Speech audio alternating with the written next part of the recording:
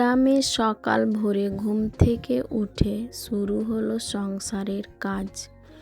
Daily morning routine. আসসালামু আলাইকুম বন্ধুরা, তোমরা সবাই কেমন আছো? আশা করি আল্লাহর দোয়ায় তোমরা বেশ ভালো আছো। আলহামদুলিল্লাহ, আমরাও বেশ ভালো আছি।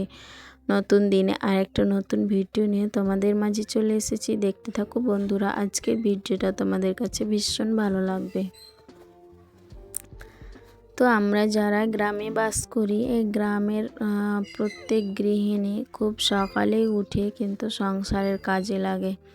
আর আমাদের গ্রামে যারা আমরা থাকি তাদের কিন্তু কাজ হচ্ছে খুব সকাল সকাল উঠে উঠোন পাড়, গলি, রাস্তাঘাট, বাড়ির আশেপাশে সব কিছু ঝাড়ঝাঁটা দিয়ে পরিষ্কার পরিচ্ছন্ন করতে হয়। তো আমিও সেইভাবেই কিন্তু সব বাইরের কাজ করে নিয়েই তবেই চলে এসেছি আমার রান্নাঘরের কাজে। তো আমি প্রত্যেক দিন এইভাবেই কিন্তু আমি কাজ করি, বাইরের কাজ করি, তারপরে কিন্তু আমার সংসারের কাজ করি। তো বাইরের দিক তোমাদের মাঝে কিন্তু শেয়ার করা হয় না, কারণ একটু সমস্যা রয়েছে, সেই কারণে মানে বাইরে কিন্তু ভিডিও করতে পারবো না। তো ওই কাজগুলো কিন্তু আমি ভিডিও করি না, কারণ করার মানে নিষেধ আছে, সেই কারণে কিন্তু আমি করি না। তো যাই হোক, আমি আমার সংসারের কাজগুলো কিন্তু ঠিক প্রত্যেক দিন তোমাদের মাঝে শেয়ার করি। তো আজকেও কিন্তু সেইভাবে তুলে ধরেছি। তো যাই হোক, ভিডিওর শুরুতেই বলবো যে যেখান থেকে এই মুহূর্তে আমার ভিডিওটা দেখছো, আশা করব একটা ছোট্ট লাইক দিয়ে আমার ফুল ভিডিওটা কন্টিনিউ করবে, কারণ তোমাদের একটা ছোট্ট লাইক আমার ভিডিওটা অনেক দিদি বোনেদের মাঝে পৌঁছে যেতে সাহায্য করবে। তাই আশা করব একটা ছোট্ট লাইক দিয়ে আমার ফুল ভিডিওটা কন্টিনিউ করবে। তো আমরা গ্রামে যারা বাস করি তারাই একমাত্র জানে সকাল সকাল উঠে কাজ করতে কেমন লাগে।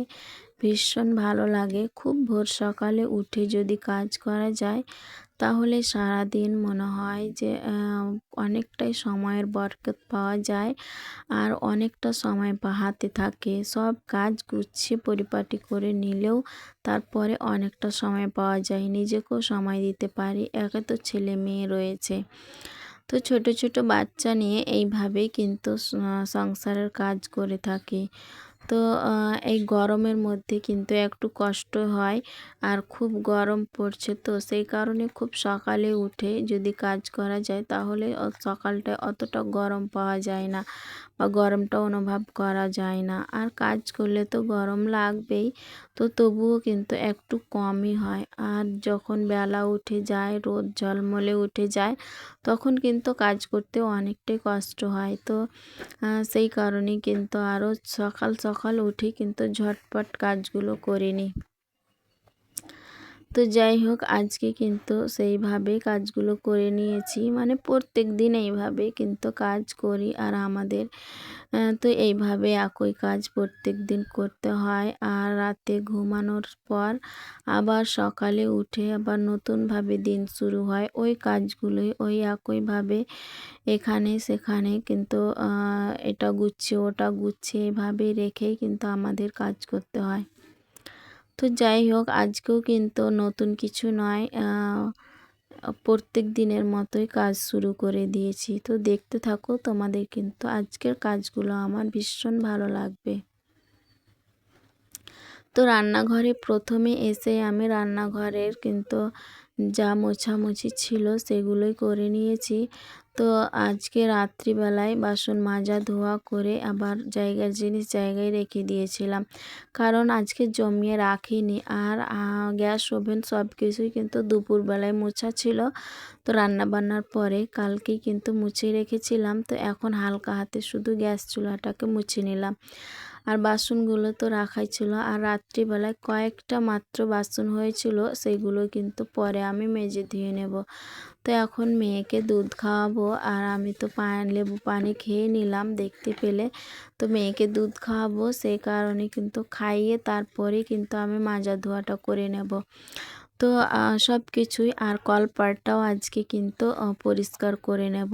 তো আমার করা কিন্তু হয়ে গেল। এখন কয়েকটা বাসন ছিল, ওই বাসনগুলো মেজে ধুয়ে এখন জায়গার জিনিস জায়গায় রেখে দেব, তাহলেই কিন্তু আমার রান্নাঘরের কাজ শেষ। তো আজকে রান্না বান্না কিছু শেয়ার করিনি তোমাদের মাঝে। তো আজকে রান্না বান্না হয়েছিল, ভাত রান্না করেছিলাম আর সাথে মূলার ভাজি আর মাংস ছিল, সেই কারণে একটাই তরকারি রান্না করেছিলাম। তো অত রান্নার কিন্তু তোড়জোড় ছিল না, আর সেই সাথে আজকে রান্নাও কিন্তু শেয়ার করিনি। তো যাই হোক, এখন কিন্তু আমি বেডরুমে চলে এসেছি। বেডরুমের কিছু কাজ রয়েছে আর বেডরুমটা গোছাবো সেই উপলক্ষে।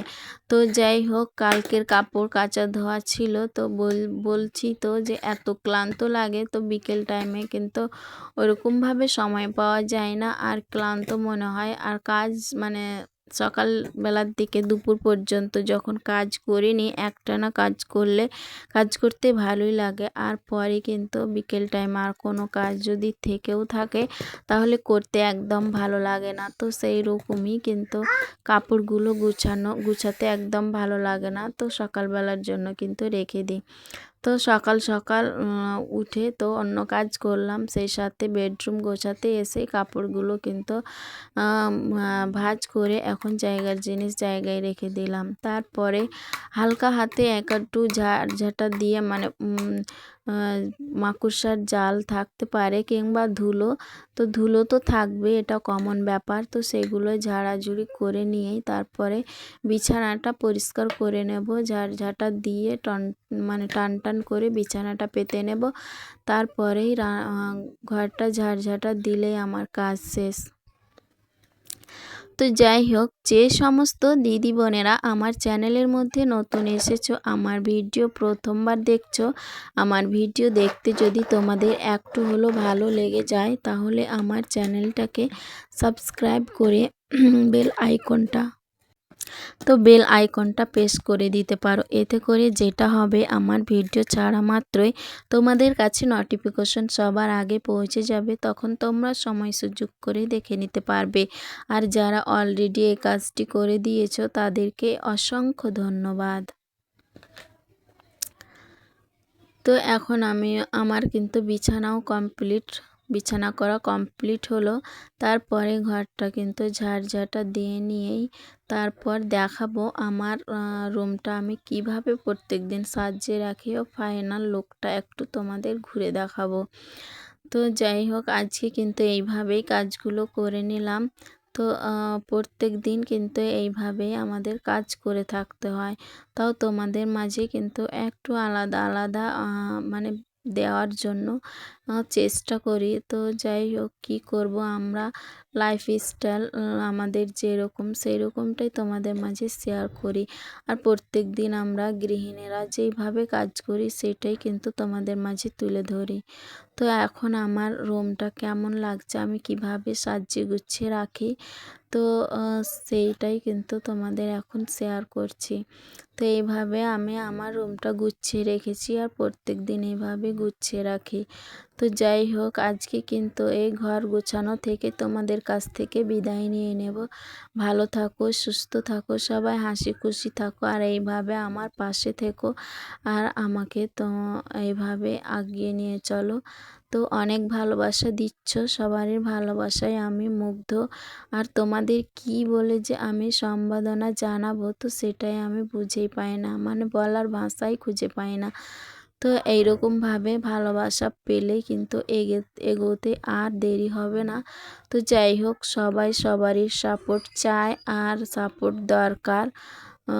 তোমাদের পাশে আমি থাকবো, আমার পাশে তোমরা থাকবে, এইভাবে তো এগিয়ে যেতে হবে। একজন আরেকজনের হাত ধরে কিন্তু এগিয়ে যেতে হবে। তো যাই হোক, আজকে আমার বেডরুমের ফাইনাল লুক এটাই। তো কেমন লাগছে একটু কমেন্টের মাধ্যমে জানিও। তো আমি এইভাবেই কিন্তু আমার রুমটাকে সব সময়ের জন্য গুছিয়ে রাখি। তো আল্লাহ হাফিজ, এখান থেকে বিদায় নিয়ে নিলাম।